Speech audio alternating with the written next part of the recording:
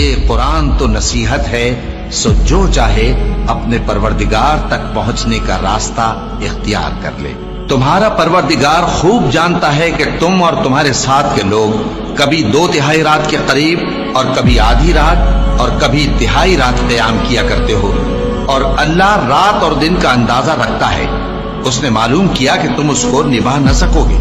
تو اس نے تم پر مہربانی کی،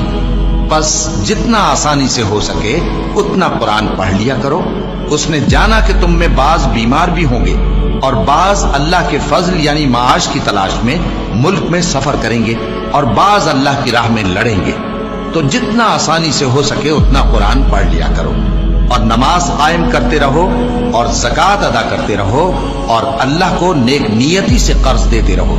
اور جو عمل نیک تم اپنے لیے آگے بھیجو گے اس کو اللہ کے ہاں بہتر اور صلے میں بہت عظیم پاؤ گے۔